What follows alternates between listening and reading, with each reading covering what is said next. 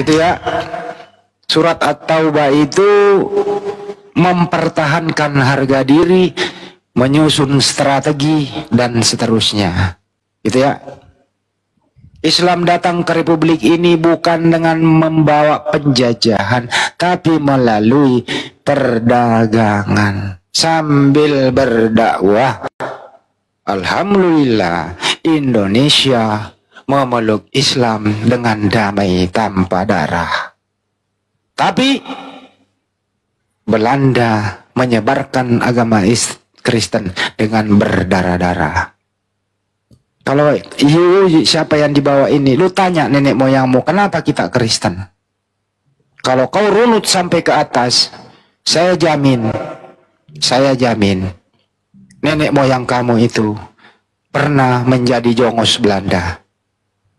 Di hari Minggu, nenek moyangmu satu gereja dengan Belanda. Di hari biasa menjadi mata-mata Belanda. Kami, nenek moyang kami umat Islam, karena berbeda agama, berbeda aliran, berbeda pandangan politik, nenek moyang kami bergerilya bagaimana mengusir penjajah. Tapi nenek moyangmu menjadi jongos Belanda. Ini fakta. Kau tanya bapakmu, kau tanya nenekmu, kenapa kita beragama Kristen? Kenapa agama kita sama dengan penjajah? Semoga nenek moyangmu bisa jujur memberikan keterangan kepada kau. Makasih, lanjut. Bang, mau nanya, itu jawaban buat tadi si pencerah ya. Silakan. Waalaikumsalam warahmatullahi wabarakatuh. Lanjut. Silakan, Mbak. Silakan. Saya mau nanya, apa? Boleh nggak, Bang? Boleh. Mbak ini apa, Kristen atau Muslim? Ya, agamanya apa? Kan ya Bang, gua Katolik Bang, gua mau sekeluarga mau mualaf Bang, tapi masih pikir-pikir dulu Bang. Yo, silakan bertanya dek, tanya aja dek, tanya dek. Kan banyak yang orang-orang bilang kalau Yesus itu adalah Nabi Isa Bang, buktinya gimana itu Bang, masih bingung gua. Oke, saya jawab. Di zaman itu hanya ada satu perempuan yang melahirkan tanpa suami, tanpa ada hubungan biologis, yaitu kalau namanya itu Maria, bahasa Semitik adalah Maryam. Anaknya bernama Yesua Amasia atau Iso atau Isa Al-Masih. Jadi anaknya Maria cuma satu, perempuan itu cuma satu, artinya sama. Tapi kalau sudah berbentuk Yesus yang disalib, udah berbeda karena anaknya Maria tidak disalib. Begitu. Oh gitu ya Bang, makasih ya Bang. Dia tanya lagi, apa lagi?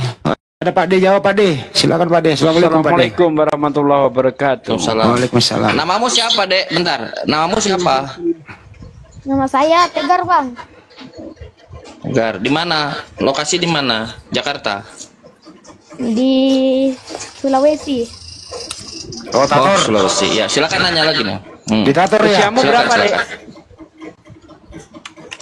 Siapa Dek? Ya udahlah, udah dewasa lah dia, 17 lah. Ya lanjut, pertanyaan kedua.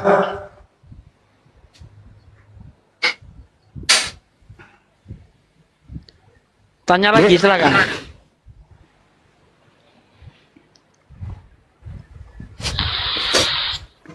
Tegar, nanya lagi Tegar. Ada yang tanyakan lagi nggak? Tegar. Sabar Bang, mikir dulu Bang. Masa Allah mikir. Iya. Betul. Ya Pak D, jelasin Pak D, antara Yesus yang disalib dengan Nabi Isa sama atau beda Pak D? Sebenarnya mengenai Yesus dan Nabi Isa ini sosok yang sama, cuma diceritakan berbeda. Ya, diceritakan berbeda. Jangankan antara Quran dan Bible ya, atau kitabnya orang Kristen. Bible sama Bible aja ceritanya beda-beda. Kalau kita lihat misalnya menurut Matius, kakeknya Yesus itu adalah Yakub. Sementara kalau kita lihat silsilah yang ditulis oleh Lukas, kakeknya Yesus adalah Eli. Jadi Yesus ini cucunya Yakub atau cucunya Eli? Mana yang benar? Nah, itulah yang saya maksud bahwa sebenarnya dia ini satu orang. Cuma diceritakan dengan versi yang berbeda-beda. Orangnya itu juga. Gitu Bang Andi. Bang, saya mau nanya lagi boleh nggak? Ya. Kata orang Islam, Yesus itu nggak disalib, Bang. Ya memang enggak. Bahkan kalau Ya, kita lihat, ya. Kan saya baca Alkitab kan, Bang. Kayak saya lihat kalau dia bangkit pada hari ketiga, Bang. Oke, saya terangkan ya. Bangkit itu dia artinya kan keluar dari bangkit dari kematian gitu kan. Nah, sementara menurut Yesus di dalam Lukas 20 ayat 35, 36, 37, orang yang dibangkitkan itu akan berupa roh. Itu juga yang diterangkan oleh Paulus dalam 1 Korintus 15 ayat 44. Yang ditaburkan adalah tubuh jasmaniah, yang dibangkitkan adalah tubuh rohaniah. Sekarang saya tanya nih sama adik nih, Yesus itu ketika mendatangi murid-muridnya, itu berupa roh atau berupa daging dan jasadnya dan ruhnya? Aduh, Saya Bang, nggak tanya tahu, Bang. Oke, saya kasih ayatnya ya. Dalam Lukas 24 ayat 36, 37 sampai ayat 43, itu Yesus itu datang kepada murid-muridnya. Shalom. Para murid takut dan ngeri menyangka Yesus hantu. Mengapa menyangka Yesus hantu? Karena para murid itu mendengar desas-desus kalau Yesus itu mati dan bangkit. Karena para murid ini tidak menjadi saksi waktu Yesus mati ataupun bangkit. Bahkan waktu Yesus disalib itu para murid nggak jadi saksi. Menurut Markus 14 ayat 50, para murid itu kabur saat Yesus ditangkap. Nah, sehingga ketika para murid yang waktu itu masih sembunyi, ya, didatangi Yesus, para murid itu takut dan ngeri menyangka Yesus hantu. Apa kata murid? Apa kata Yesus? Mengapa kamu takut dan ngeri? Ini aku sendiri. Lihatlah, rabalah tangan dan kakiku. Karena bagi roh tidak memiliki daging dan tulang seperti yang ada pada diriku. Nah, dari cerita ini Yesus itu datang berupa roh atau berupa daging dan tulang dan rohnya? Saya tanya sama Anda. Berarti itu karangan Paulus ya, Bang? Bukan, itu karangan Lukas. Ya, jadi Yesus itu datang kepada para murid itu bukan berupa roh. Kalau dia tidak datang berupa roh, artinya Yesus belum bangkit. Nah, para murid masih belum percaya kalau yang di hadapannya itu adalah Yesus. Kemudian Yesus itu membuktikan sekali lagi, adakah kau makanan? Lalu para murid memberi ikan goreng.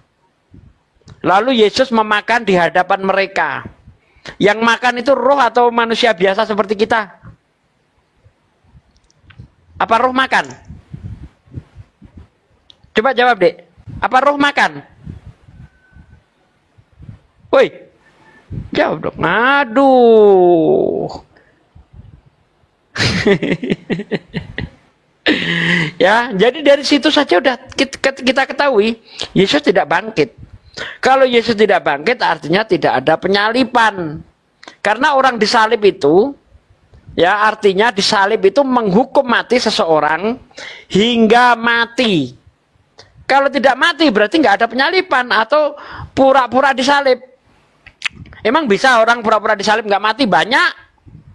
Saya pernah melihat di TV itu ya, prosesi penyalipan itu di Filipina, itu betul-betul dipaku. Tangannya, kakinya dipaku. Selama 3 jam, habis itu diturunkan. Habis disalib ngerokok dia. Ngerokok, nggak mati dia. Makanya ketika Pilatus mendengar bahwa Yesus itu mati, heran dia. Anda lihat di dalam Markus 15 ya, ayat-ayat berapa itu saya agak lupa itu. Pilatus itu heran mendengar Yesus itu mati karena memang tidak ada fakta. Orang disalib 3 jam kok mati itu nggak ada. Apa buktinya? Orang yang ada di samping kanan dan kiri Yesus itu nggak mati. Supaya mati kakinya dipatahkan. Sementara Yesus kakinya tidak dipatahkan. Ya, setelah mematahkan kaki orang-orang itu sampai kepada Yesus, Yesus sudah mati. Nah, itu dia. Jadi Yesus menurut Bible sendiri kalau kita telaah ya, dia tidak mati disalib. Begitu.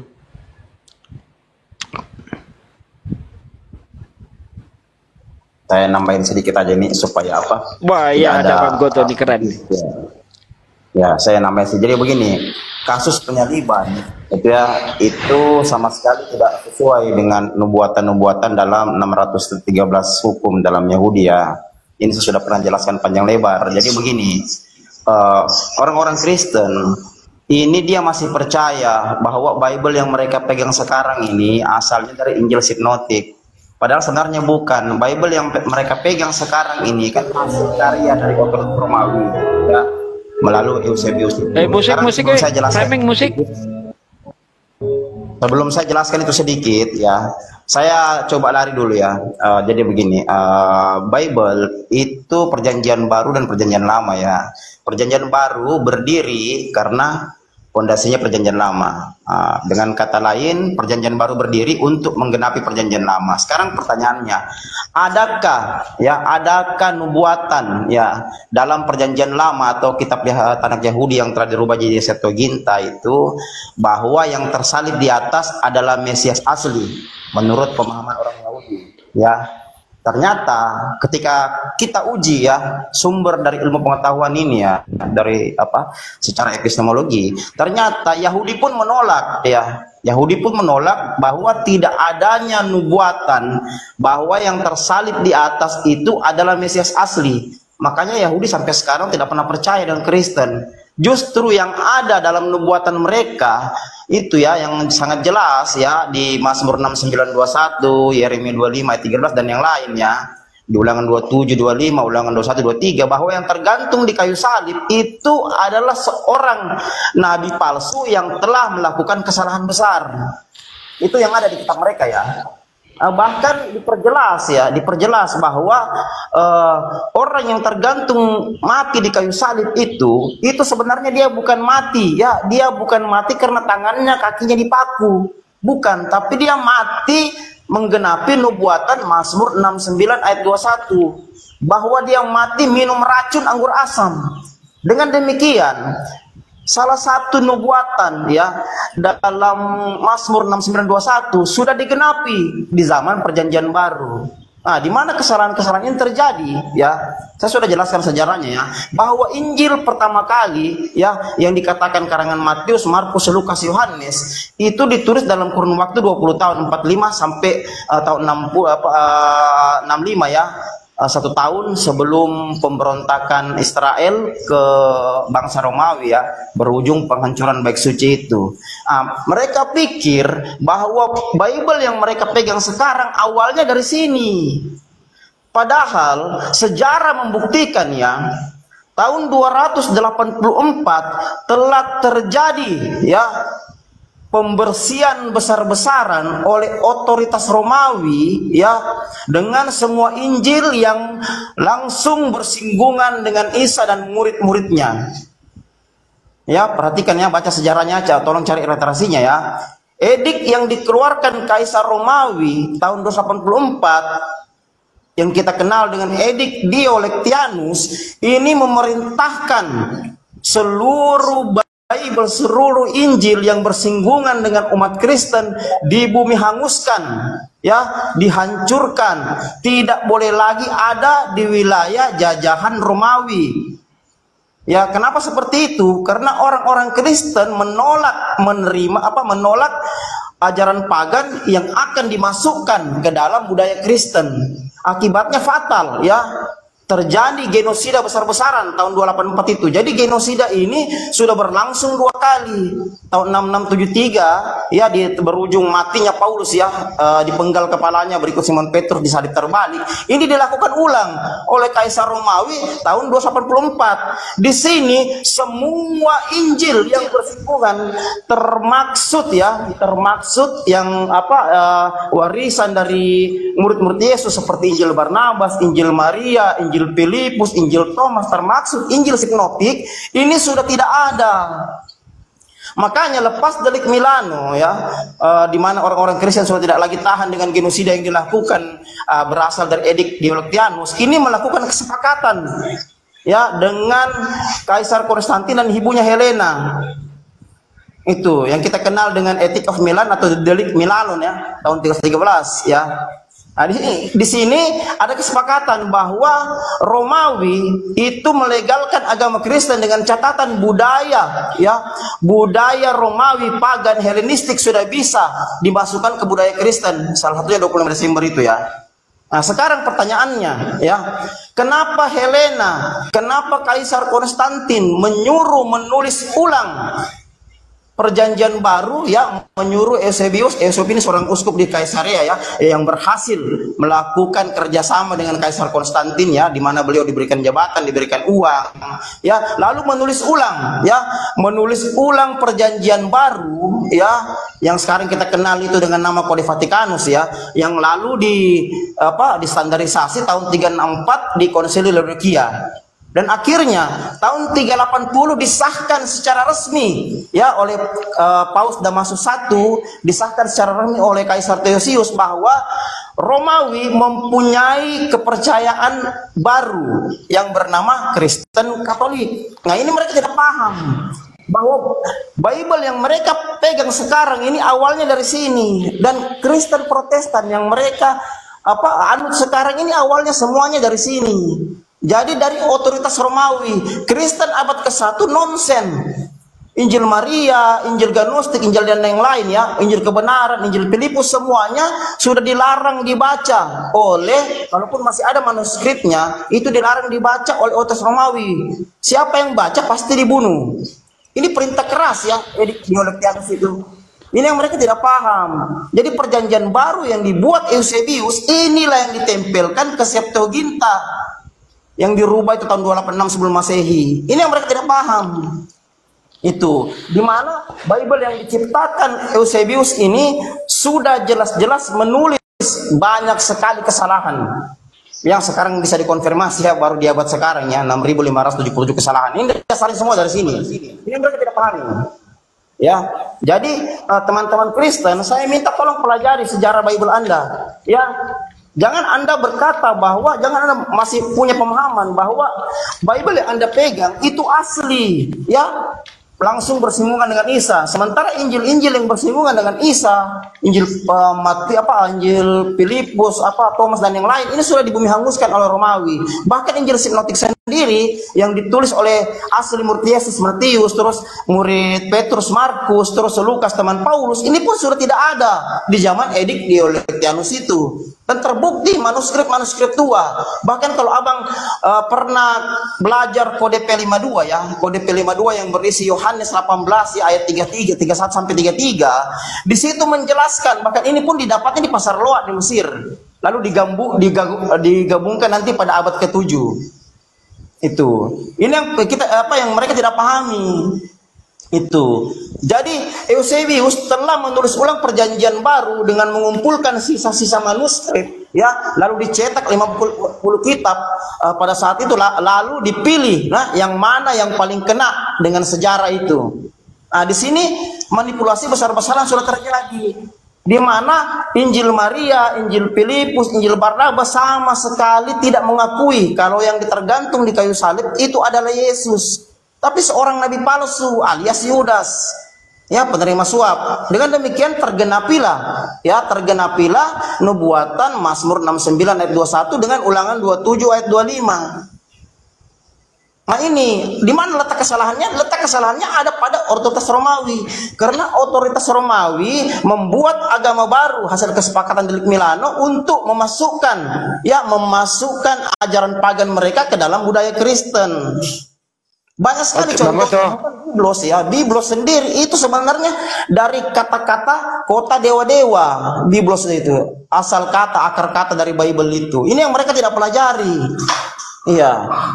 Perhatikan ya, kata Hades saja dalam Bible itu adalah nama dewa Romawi yang berarti dewa kematian, di mana orang-orang Kristen setelah mati itu dikesana dulu, sampai di Hades dulu, itu disiksa atau di apa kalau dia melakukan kejahatan.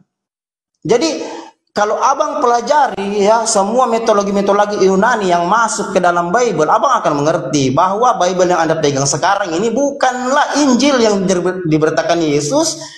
Murid-murid Yesus, bahkan Paulus sendiri, karena terlalu banyak kontradiksi tentang ini. Bahkan saya pernah berkata bahwa Paulus dalam Bible kanonik adalah tokoh fiktif, mengingat banyak bukti yang mengarah ke situ. Ya, Romawi sudah mengkudeta ajaran Yesus, ajaran Paulus untuk membentuk sekte baru. Ya, sekte baru untuk memasukkan ajaran mereka, ajaran Helenistik ini ke dalam sekte baru tersebut. Dan ini terbukti ya, tahun 382 teks Vulgata dicetak oleh ditulis oleh pendeta Jerome. Ini banyak sekali ya, boleh dikata hampir 90% ini tidak sama. Ya, tidak sama dengan Injil-Injil yang bersinggungan langsung dengan Yesus itu sendiri. Dan dibuktikan dalam naskah-naskah Laut Mati, Dead Sea Scroll. Ini dibuktikan ini ya, dari hasil karya Profesor Barbara Tering, di mana banyak sekali yang bertolak belakang antara Bible mereka pegang dengan naskah-naskah Laut Mati. Nah, begitu mungkin Pak De, dari sedikit dari saya supaya mereka paham sedikit. Oke, Os, ingin menambahkan? Boleh. Oke, jadi data dan faktanya sudah jelas di sini ya, bahwa Alkitab bukanlah murni firman Tuhan yang sejatinya, tapi karangan pemerintah Roma dengan utusannya adalah Paulus itu sendiri. Kita tahu bahwa di zamannya pemerintah Roma adalah kerajaan terbesar yang ingin menguasai dunia pada zamannya. Bentar, walang re. Oke. Walang re. Dirimu bahwa Anda Kristen, walang re. Jangan dipotong dulu, biar dulu dia lah. Enggak. Izin dulu. Aku siap. Ya, Bang Welen silakan. Oke. Bang Goto panjang loh, dia harus panjang juga, silakan. Sabar. Dia Kristen kan? Walang re Kristen kan? Oke, di sini aku mau memperkenalkan diri. Ya. Oke, di sini aku mau memperkenalkan diri bahwa aku ini Kristen Katolik. Lanjut, Bang. Bahkan sampai saat ini masih Kristen Katolik. Lanjut, Bang, diulang dari awal. Lanjut lagi, diulang dari awal. Silakan. Oke. Aku di sini cuma mau menambahkan dari statement dari Bang siapa tadi itu? Dari Bang Goto ya. Ya, lanjut. Oke. Jadi data dan faktanya sudah jelas ya bahwa Alkitab itu sendiri murni bukanlah firman Tuhan yang sejatinya, tapi karangan pemerintah Roma dengan utusannya adalah Paulus itu sendiri. Kita tahu bahwa di zamannya pemerintah Roma ini adalah kerajaan terbesar yang ingin menguasai dunia pada zamannya. Seperti itu, dan aku di sini akan memberikan data dan fakta tentang silsilah dari Yesus Kristus itu sendiri. Siapa istrinya, siapa anaknya, ini semua ada literasinya. Mengimani saja tanpa pengetahuan sama saja seperti botol. Tunggu dulu aku jalankan kameraku. Silakan, Bang. Kita harus adil, beri dia waktu juga.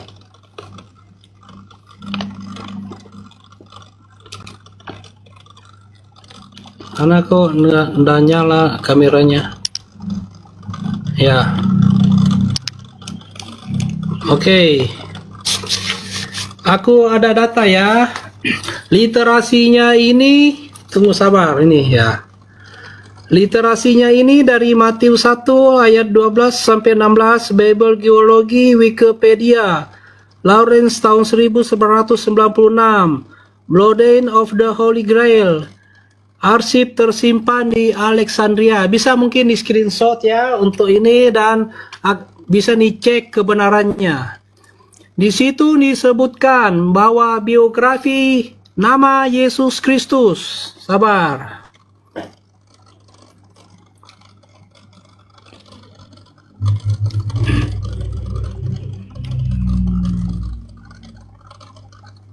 Ya, ini biografi Yesus Kristus. Nama Yesus Kristus lahir di Bethlehem tanggal 30 September. Maria menikah dengan Maria Magdalena.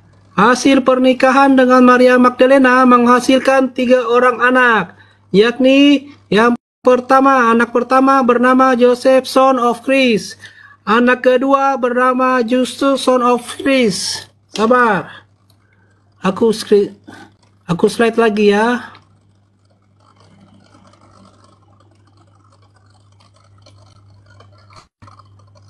Sabar.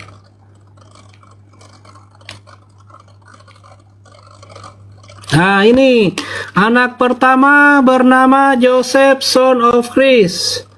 Anak kedua bernama Justus son of Christ. Anak ketiga bernama Tamar son of Christ.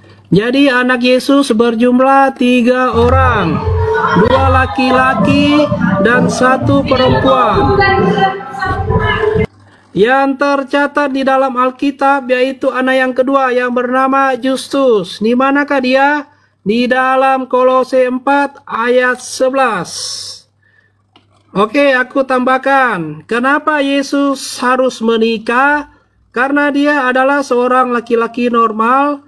Dia juga seorang rabi Yahudi, di mana syarat untuk menjadi rabi yaitu nikah dan mempunyai istri. Terus pertanyaannya, wajarkah seorang Tuhan harus tunduk pada aturan-aturan ciptaannya itu? Pentingnya menjelaskan fakta tentang ayat-ayat kitab yang disembunyikan oleh Alkitab itu sendiri mengenai silsilah dari Yesus Kristus, agar umat dunia tahu dan tidak lagi menuhankan manusia yang sengaja dipaksa tanda kutip menjadi Tuhan oleh pemerintah Roma dengan utusannya Paulus tersebut. Seperti itu host dan Bang Handi, bisa boleh dilanjutkan. Oke, saya tambah sedikit ya.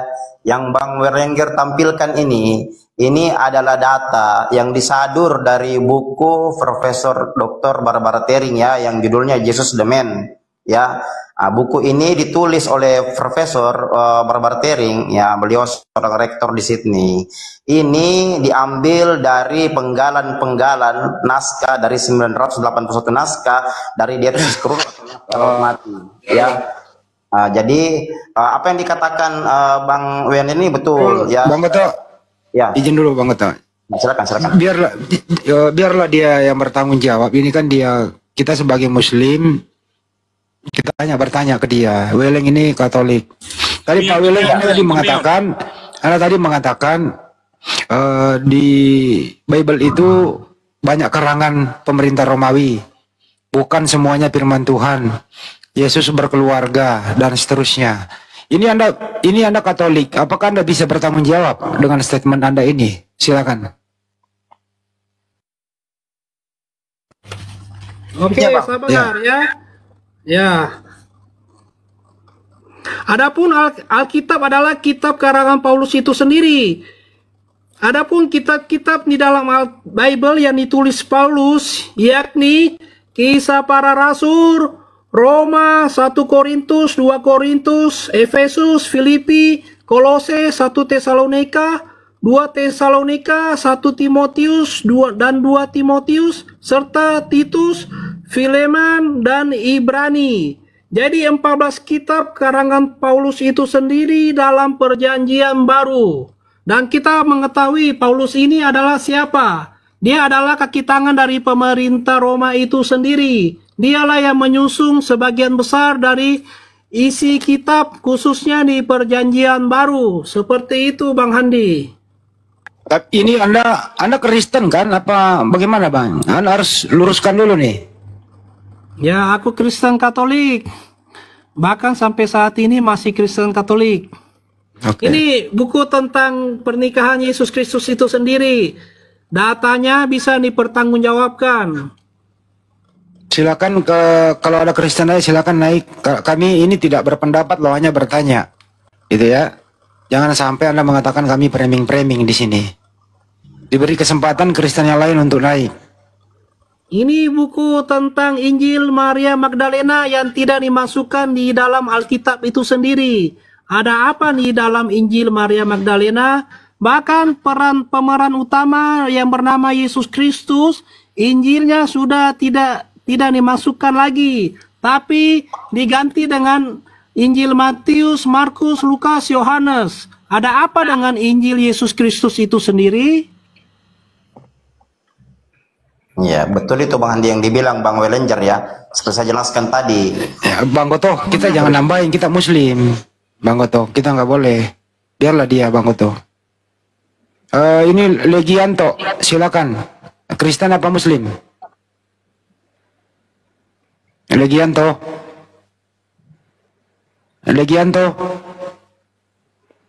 Sekali lagi saya tanya Pak Weleng ini, benar Anda Katolik?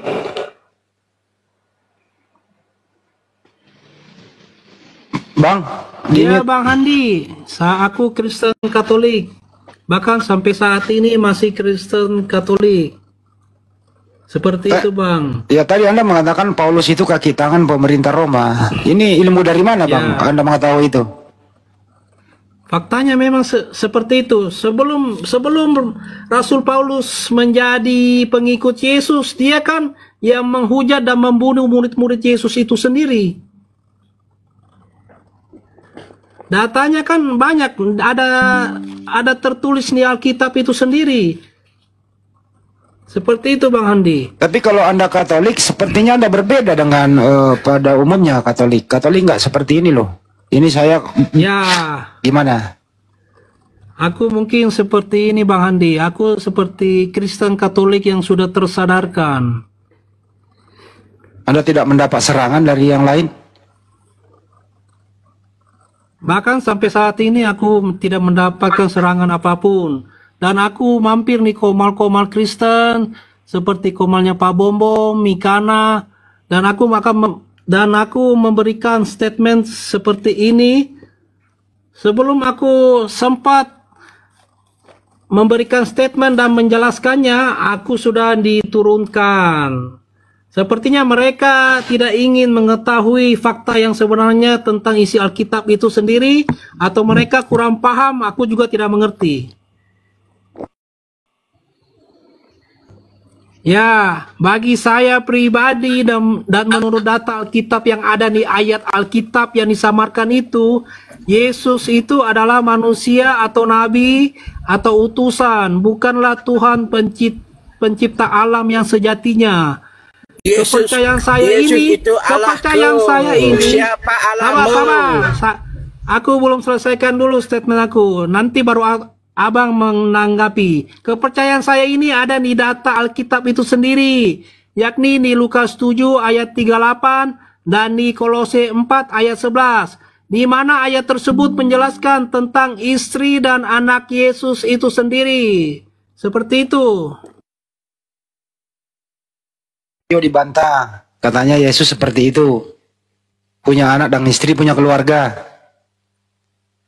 Bahkan Bang Handi, Yesus bukan saja mempunyai satu orang istri. Yesus itu berpoligami, mempunyai 3 orang istri. Seperti itu Bang Handi. Anda yang mau tanggung jawab ya, bukan kami loh yang berpendapat. Inilah di YouTube, Anda yang tanggung jawab, bukan kami yang berpendapat ya. Data dan fakta, aku berbicara sesuai data dan fakta, bukan asumsi aku sendiri. Seperti itu Bang Handi. Data dan fakta. Ini agak sensitif loh teman-teman. Ini sensitif. Pasti di luar sana nggak setuju dengan Anda. Tapi Anda Katolik, ya is okay. Kami nggak bisa memberikan pendapat ya. Yesus Kristus Allahku, siapa Allahmu? Apa sih? Aku tambahkan ya, aku tambahkan Bang Handi. Ya, jika silakan. diizinkan aku akan menambahkan. Yesus Oke, Kristus tolong di mute dulu, di banjo ini, tolong di mute dulu. Aku akan memberikan statement tambahan. Oke, aku akan memberikan statement tambahan di sini. Wanita yang bernama Maria Magdalena itu sendiri adalah bukanlah perempuan sundal, tapi perempuan suci dan perawan. Mengapa disebutkan perempuan sundal di dalam Bible itu sendiri? Karena pemerintah Roma tidak mau mengakui pernikahan Yesus itu sendiri. Maka dibuatlah cerita bahwa Maria Magdalena adalah pelacur dan perempuan sundal agar pernikahan Yesus seolah-olah tidak mungkin terjadi. Data ini ada di Wikipedia dengan judul Maria Magdalena. Seperti itu Bang Handi. Ya apapun statement kau, ya kau Kristen Katolik. Kami tidak ikut campur urusan itu. Aduh berisik ini. Siapa Allahmu? Kalau kau bisa jawab, aku terjun dari Monas. Oke. Siapa Allahmu? Allah itu Allah gitu apa sih? Pertanyaan kok kayak gitu.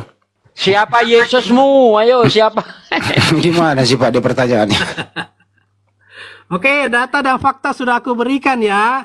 Mungkin selanjutnya host yang menanggapinya lah. Wah, udah gawat ini Bang. Abang kasih tunjuk seperti ini Bang. Win, Anda Kristen ya Win?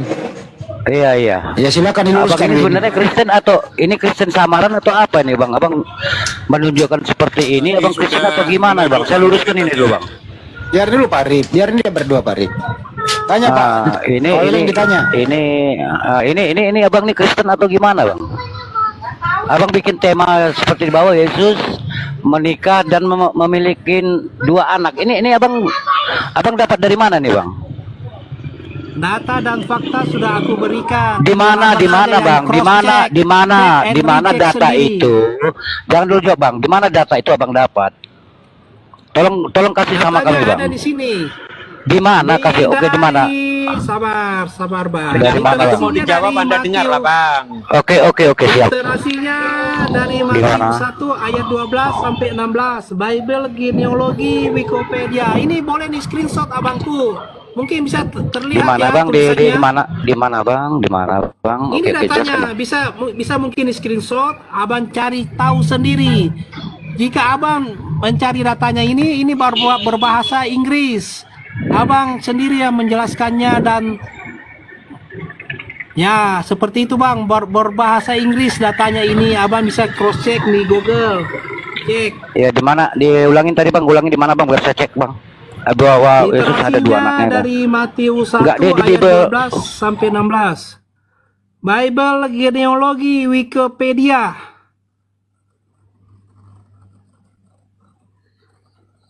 Matius berapa tadi? Matius 1. Matius 1 sampai 12. Matius 1 ayat 12 sampai 16. 16. Ada lagi?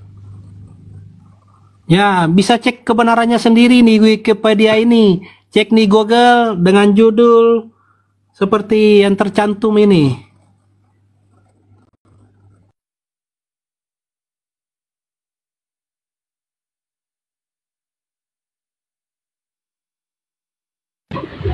Matius 1 ayat berapa Bang? Di sini kan ada tercantum Matius 1 ayat 12 sampai 16. Bible 12 genealogi. abang yakin itu Bang? Ada tulis dia punya anak? Ini aku perbesar ini. Ini Matius bisa di screenshot. tunggu. Matius saya screenshot Bang ya, bentar ya. Nanti saya ini lagi nanti kalau memang ada tertulis dia punya anak 2 anak, berarti abang pengikut sesat Bang. Ya, bisa dicek kebenarannya saja Bang. Abang cek. Ya, Matius 1 ayat 12 itu ya. berbahasa Inggris. Itu izin, berbahasa Bang, Inggris izin. Bang ya. Izin Abang Berbahasa Weleng. Inggris dia. Bang Weleng. Ya silakan Semuanya. Alfredo. Ya, Silakan. ini mungkin lebih jelas ya. Ini ya. Izin Bang Weleng. Aku perbesar. Alfredo ini Kristen apa Muslim Bang Alfredo? Semuanya izin mungkin Saya ya. tanya dulu Alfredo ini Kristen Muslim Bang? Kristen. Iya silakan. Nah, jadi begini, buku karangan atau banyak tulisan-tulisan itu kan banyak yang anti ataupun yang menentang ajaran-ajaran Kristen. kalau tadi dibilang ada Injil Magdalena, sebenarnya kalau Injil itu banyak jenis buku-buku Injil lain, ada Injil Barnabas, Injil lain-lain, Injil Thomas dan lain-lain. Tapi itu karangan-karangan yang untuk anti Kristen, dan itu biasanya ditulis tidak sesuai dengan kanonisasi, penulisan-penulisan dari rasul-rasul, ajaran-ajaran Kristen. Jadi penulis-penulisnya itu, pengarang-pengarangnya itu ya hanya mereka menulis berdasarkan untuk anti ajaran dari Kristen. Begini Nah, begini saya Bang, aku tambahkan sedikit Abang. Jadi banyak sekali Begini, yang tulisan itu. Jadi bukan cuman kalau data-data seperti itu, wah itu banyak sekali itu. Enggak seperti Oke Bang, itu, biar ditanggapin Bang ya. Abang Bang Alfredo, biar ditanggapin. Gantian, biar enak kita. Silakan Bang. Oke. Jadi begini Abangku. kalau gantian Bang, gantian Bang Alfredo. Bang Alfredo, gantian. Aduh, di mute dong host. Host di mute dong, biar gantian. Ini kebiasaan Oten ini, kalau ngomong ini seperti itu. Anda Begini, juga Oten loh, Weleng. Weleng, Anda juga Oten, nggak boleh gitu. Anda juga Oten. Ya, aku Oten yang sudah tersadarkan Bang Andi. Begini Jadi, Abangku, Abang jangan asumsi, jangan asumsi liar. Abang boleh cek kebenarannya sendiri dan cari tahu apakah data yang aku berikan ini benar atau tidak. Seperti itu Bang. Kan Alfredo, dibuka minyak Bang.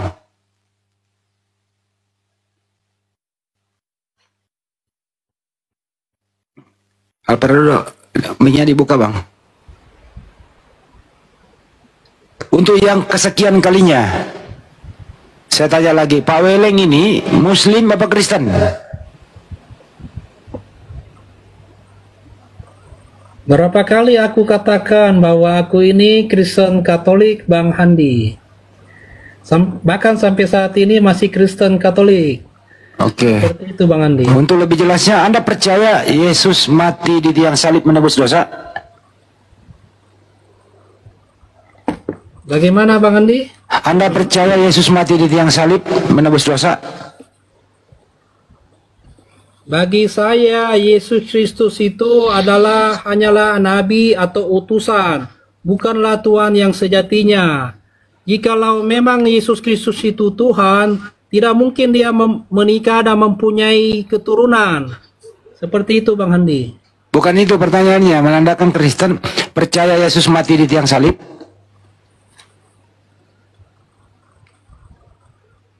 Mungkin waktu awal mengenal kekristenan aku percaya, tapi saat ini kepercayaan itu sudah mulai luntur Bang Andi.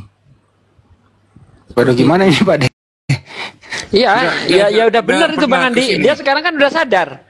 Iya, dia tidak menuhankan Yesus sekarang Bang Andi. Dia sering ke sini kok, ke kembali nih. Iya, biar di luar sana percaya kalau dia Kristen gitu loh. Siapa yang mau bantah dia Kristen silakan.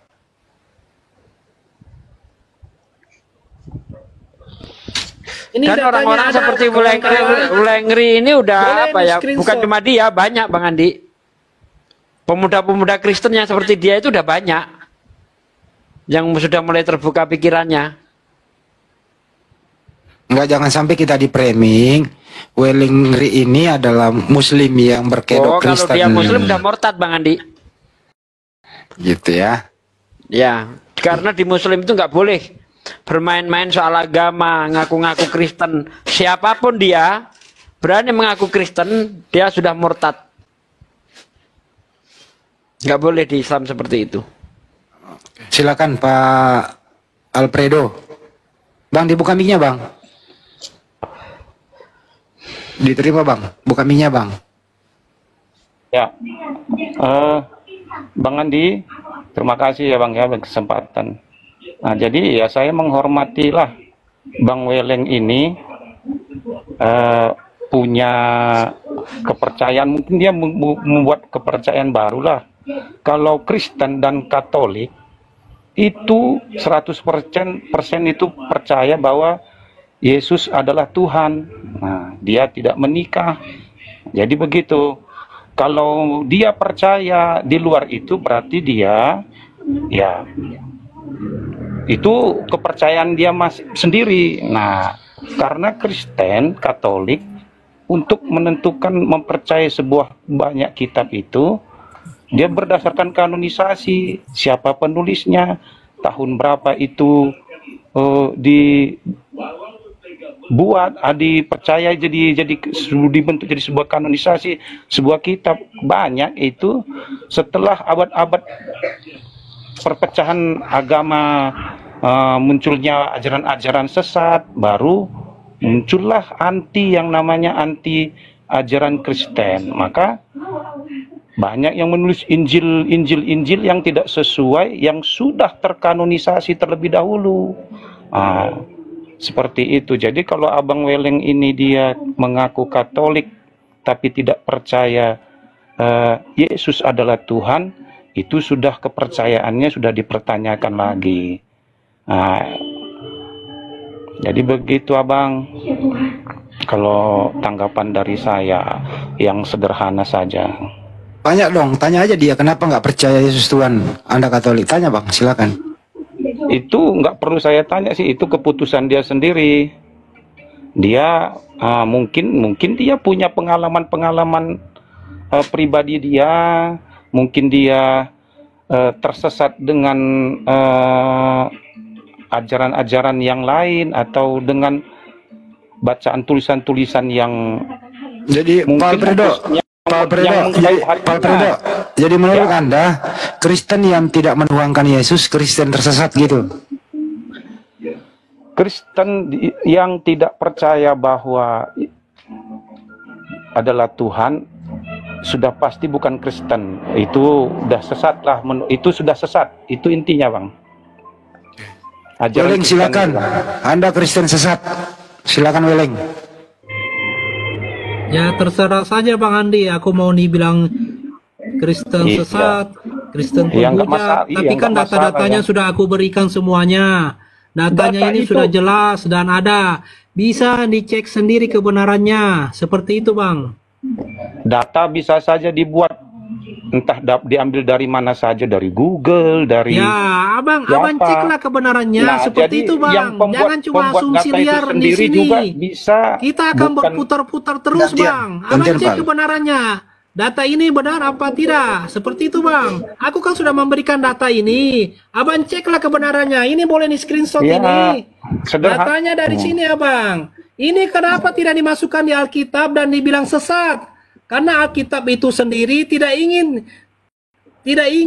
diketahui rahasia apa yang ada dari dalam Yesus Kristus itu sendiri. Siapa Yesus itu, siapa Maria Magdalena, dan siapa dan bagaimana silsilah Yesus Kristus itu sendiri. Seperti itu Bang. Iya Bang, saya paham Bang. Sederhana aja sebenarnya Bang. Data itu sudah ada ratusan tahun yang lalu Bang. Nah, bagi orang yang percaya data itu ya percaya, bagi yang tidak mengimani ya itu pasti adalah ajaran sesat Bang. Jadi sederhananya seperti itu aja. Silahkan mempercayai data itu. Saya juga tidak bermaksud mengubah kepercayaan Abang.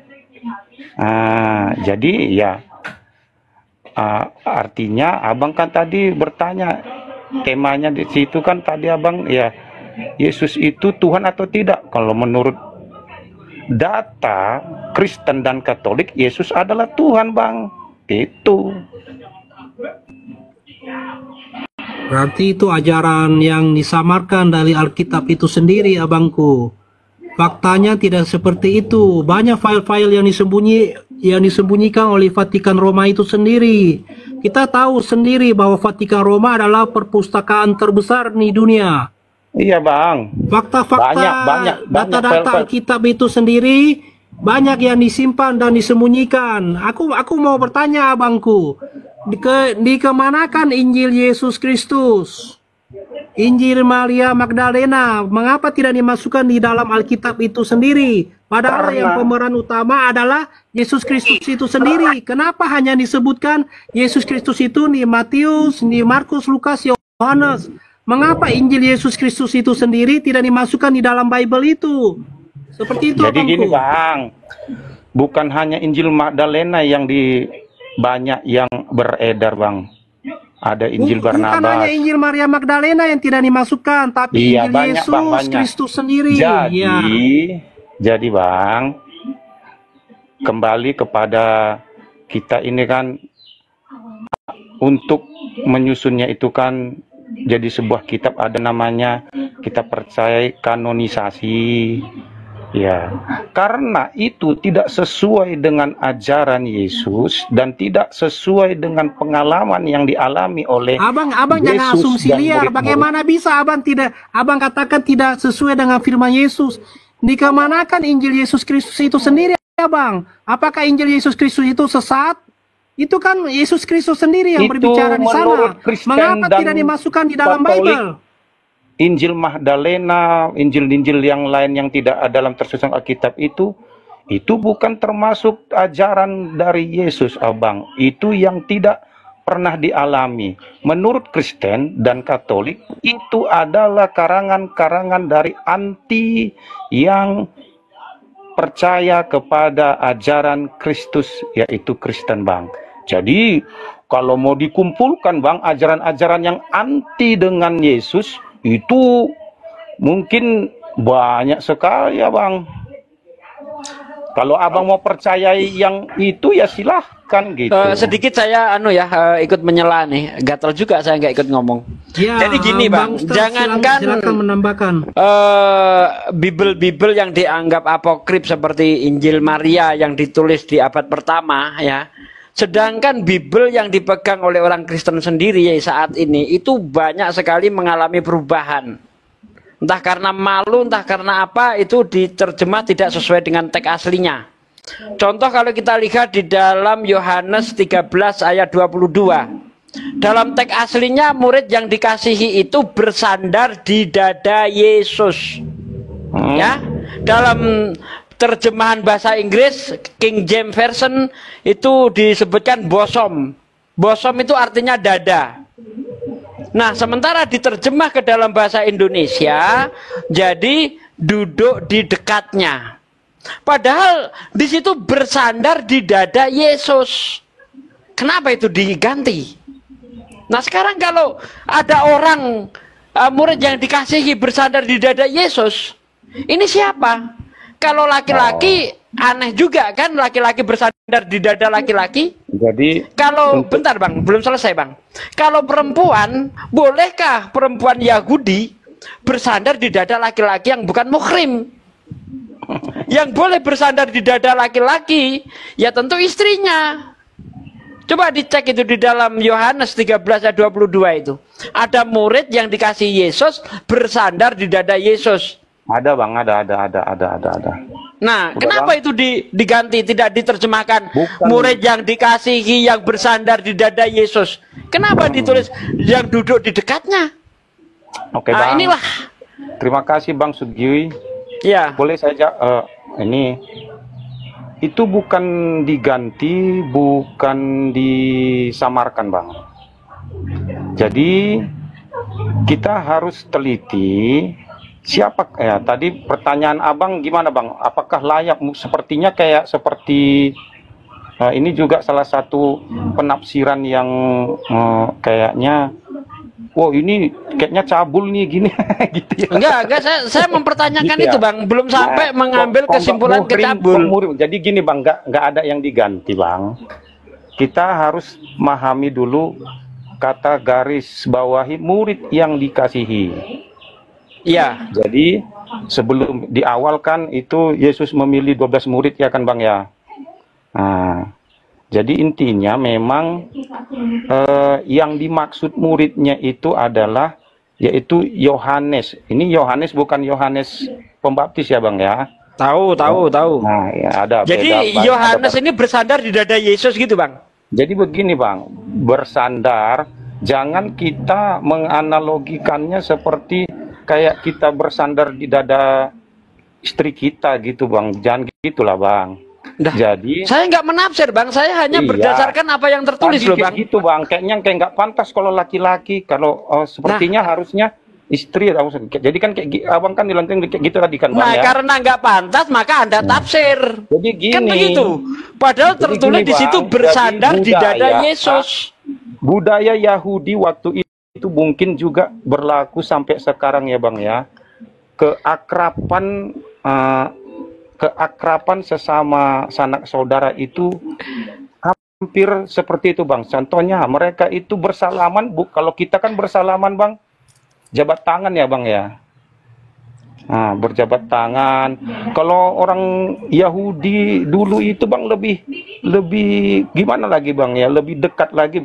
Mereka bersentuhan jenggot.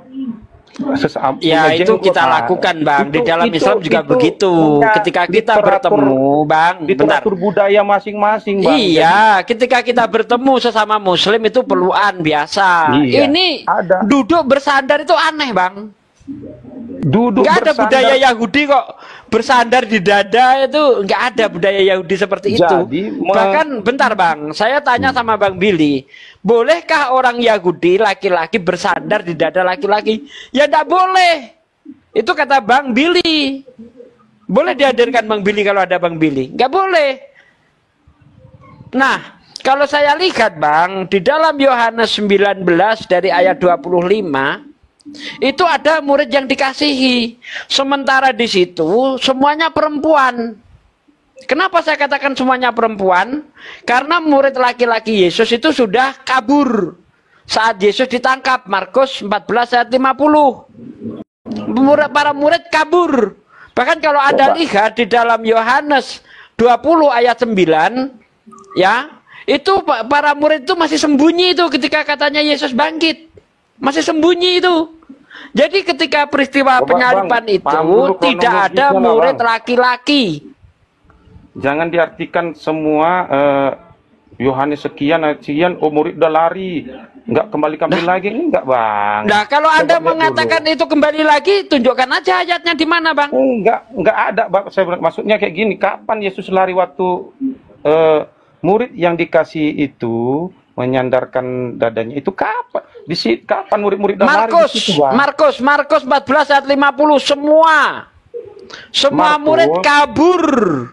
Ya, Abang lihatnya di Markus, tapi menyandarkannya itu di Yohanes. Itu, Bang. Nah, sekarang tunjukkan saja di Yohanes para murid itu nggak kabur.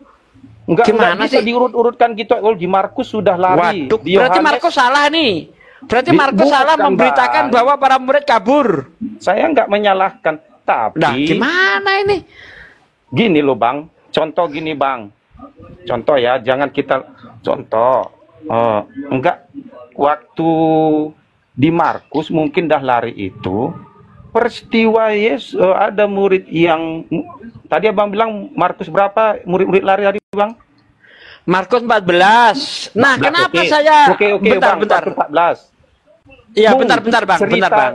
Murid Yesus yang menyandarkan itu kalau diurutkan ke Yohanes itu sebelum pasal 14 itu, Bang. Mungkin itu kejadiannya di pasal 5 atau 6, Bang. Jadi nggak bisa 14:50, Bang. Itu di Markus 14:50 ketika Yesus ditangkap para murid kabur. Iya. Gimana sih? Coba kita buka dalam Yohanes tadi, Yohanes berapa yang Yesus menyandarkan tadi, Bang? Yohanes 13 ayat 21 22. Yohanes 13 ayat 21 22, seingat saya di situ tuh. Iya. Di sini, Bang. Di situ murid-murid masih berkumpul, Bang. Yohanes 13 itu murid masih berkumpul, Bang. Bahkan Yesus di situ memperingati murid-murid. Waduh, ini nggak nyambung Anda ini. Ini nggak nyambung Anda kalau Anda kaitkan dengan itu. Dengan Ini Markus itu nggak nyambung. Markus 14 itu kaitannya dengan Yohanes 19 ayat 25. Kenapa saya kaitkan dengan itu? Karena di Yohanes 19 ayat 25 itu ada murid yang dikasihi. Mustahil kalau murid yang dikasihi itu adalah laki-laki. Kenapa? Karena para murid itu kabur saat Yesus ditangkap, Bang.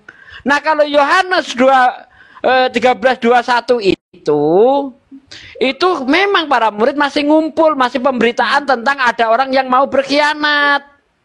Gitu loh, Bang. Jadi, Bang, Abang salah memperkirakan perkiraan waktu ini, Bang.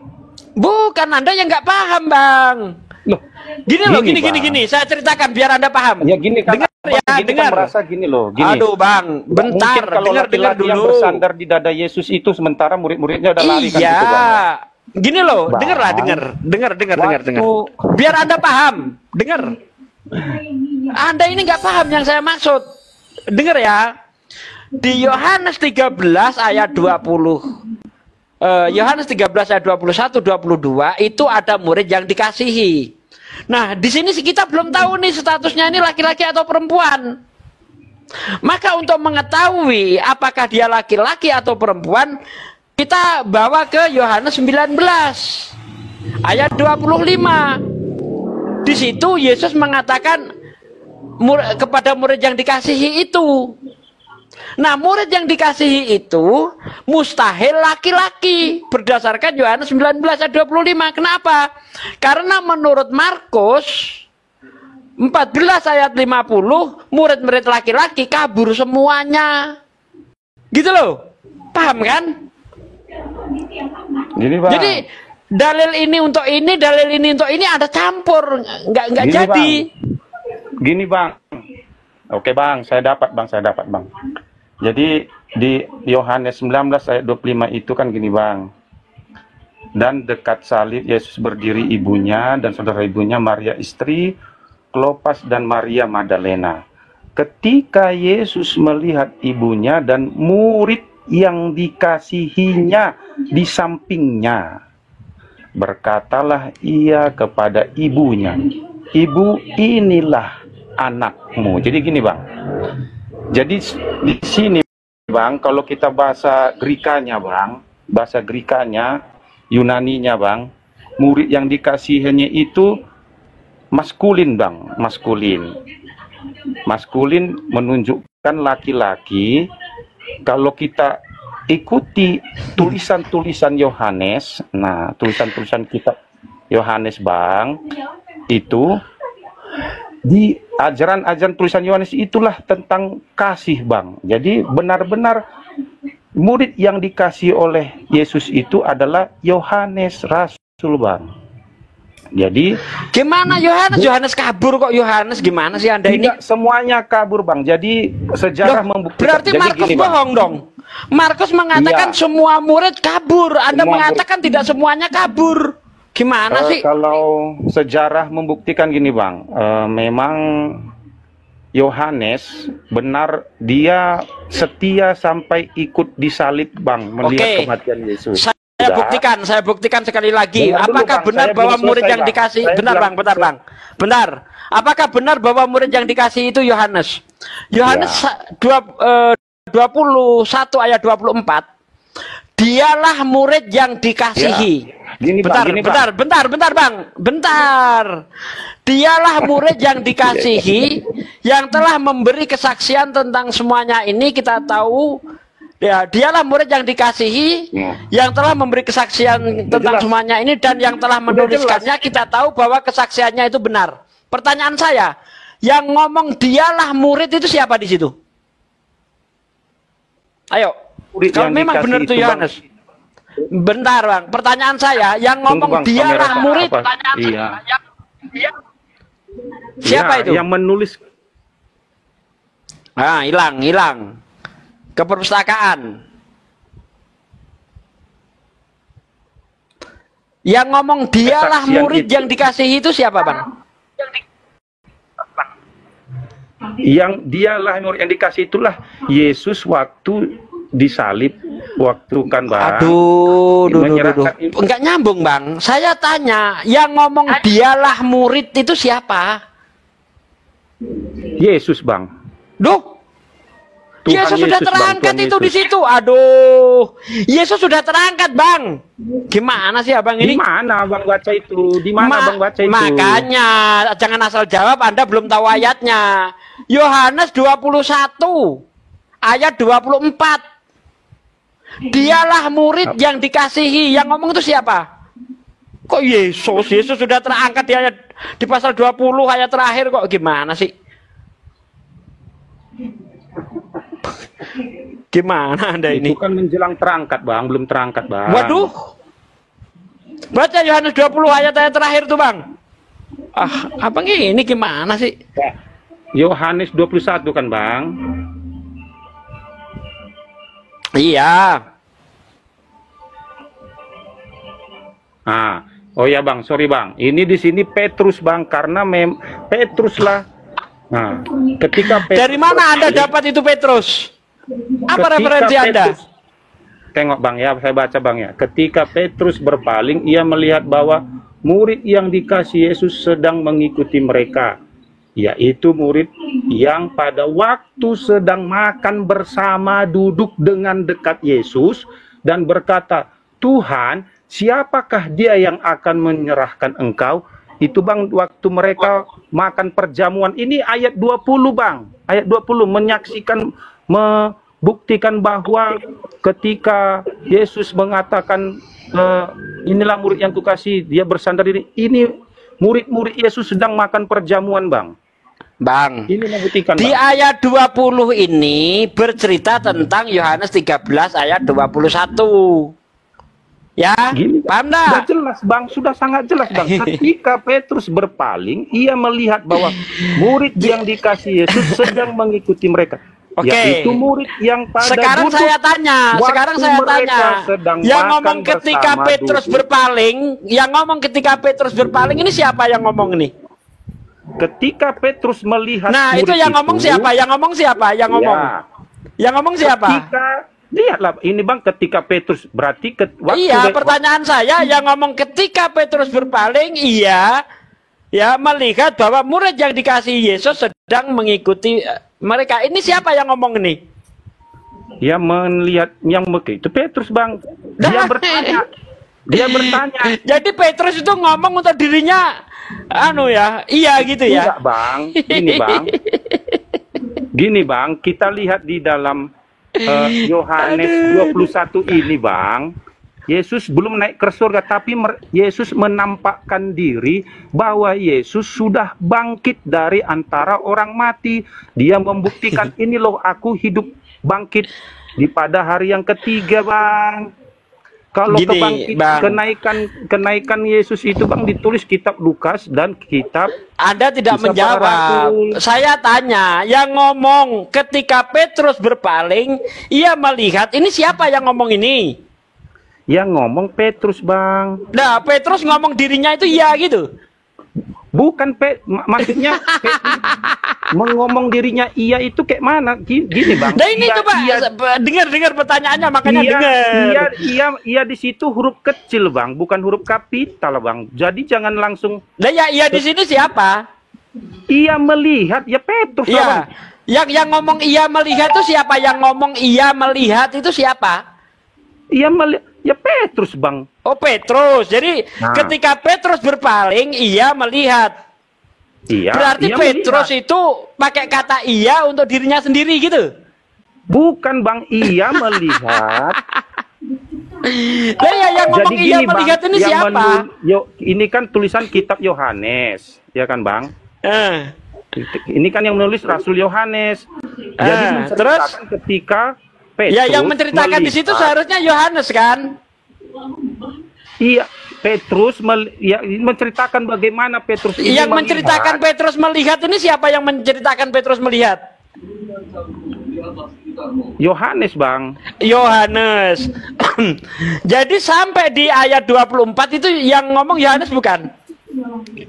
Dia menceritakan bagaimana Petrus membuktikan. Nah iya, berarti Yohanes yang ngomong kan? Iya. Ia membuktikan bahwa bukan diri dia sendiri yang membuktikan, ada saksinya, yaitu di situ Yohanes ngomong, Bang. Di situ Yohanes ngomong, dialah murid yang dikasihi.